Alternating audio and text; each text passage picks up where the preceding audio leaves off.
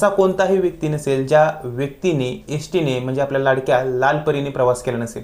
पण या एसटीने प्रवास करत असताना जर तुमचे साहित्य सामान जर त्या एसटीमध्ये घाळ झालं, चुकून त्या एसटीमध्ये राहिलं, तर असे साहित्य एसटी महामंडळ किती दिवसासाठी त्यांच्या ताब्यात ठेवतं आणि ते त्या दिवसानंतर त्या सामानाचं काय करतं किंवा ते सामान जर आपल्याला परत पाहिजे असेल तर त्यासाठी काय तरतूद आहे, काय प्रोव्हिजन आहे आणि या सामान त्यांच्याकडे ठेवल्यानंतर या सामानासाठी किती दिवसासाठी म्हणजे एका दिवसाला त्याचा किती चार्ज असतो हे देखील आपण या व्हिडिओमध्ये पाहणार आहोत। तसंच जर ते साहित्य हे सोनं नाणं चांदी असेल किंवा एखादी बेकायदेशीर वस्तू असेल तर त्याबाबतची तरतूद काय आहे या संपूर्ण गोष्टी आपण या व्हिडिओमध्ये पाहणार आहोत। तर व्हिडिओ संपूर्ण बघा। चला तर मग पाहूया।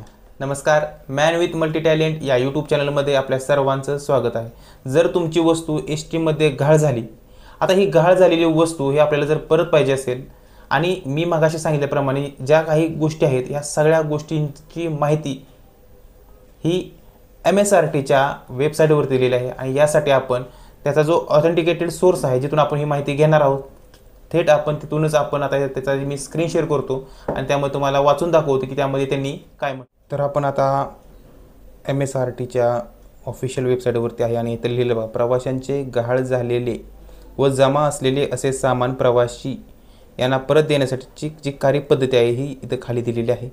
याच्यामध्ये काय सांगितलं पहा, गहाळ वस्तू संबंधित प्रवाशांच्या ताब्यात देताना वस्तू महामंडळाकडे जमा राहिल्या प्रत्यर्थ ठराविक दराने आकार वसूल करण्यात येतो। त्यानुसार वस्तूची किंमत ही जर 100 रुपयापेक्षा कमी असेल तर प्रति वस्तू एका वस्तूला म्हणजे तुमच्या वस्तू किती आहे त्यावर डिपेंड आहे 10 पैसे याप्रमाणे जास्तीत जास्त 5 रुपयापर्यंतचा जो आकारणी आहे ती केली जाते, म्हणजे जास्तीत जास्त 5 रुपये 10 पैसे पर डेच्या दराने।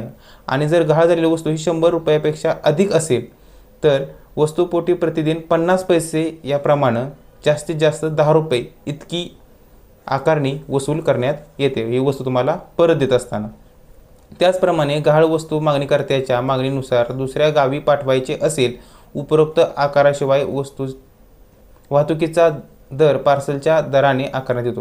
म्हणजे तुम्ही वस्तू ही एसटीने परत रिटर्नसुद्धा तुमच्या ज्या ठिकाणी तुम्हाला पाहिजे तिथं मागू शकता, फक्त ते पार्सलचा जो काही दर असेल तो तुम्हाला तिथं पे करावा लागेल।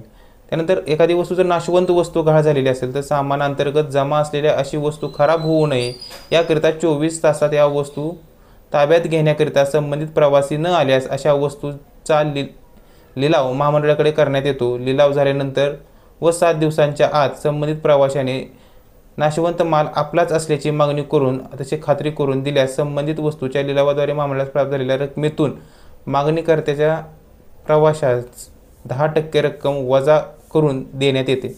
म्हणजे नाशवंत वस्तू जर असेल आणि ती जर जमा झाली तर त्यांनी निलाव करणार आणि लिलाव झाल्यानंतर जी अमाऊंट येईल त्यातून 10% रक्कम ते काढून घेणार, कारण त्यांनी इतके दिवस ठेवलेला असतं, लिलाव केलेला असतो आणि राहिलेली रक्कम तुम्हाला ते देणार। पण त्यासाठी लिमिटेशन किती आहे, 7 दिवसाच्या आत तुम्हाला तिथं जाऊन ते खात्री पटवून द्यायची की ती वस्तू माझीच होती।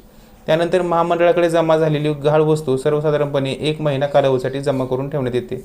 या 1 महिन्याच्या कालावधीत जमा झालेल्या वस्तूवर कोणतेही हक्क न सांगितल्यास सदर वस्तू महामंडळाकडून जाहीर लिलावाद्वारे विक्री करण्यात येते। गहाळ वस्तू अंतर्गत महामंडळाकडे जमा झालेली सामान माल सरकारी आता 1 महिन्यासाठी ठेवण्यात येते लक्षात। 1 महिन्यानंतर आपल्याला परत ते मागायचं जर गेला तर ती तोपर्यंत निलाव झालेला किंवा लिलाव होऊन झालेला असतो, त्यामुळे तुम्हाला 1 महिन्याच्या आत त्यासाठी मागणी करायची आहे।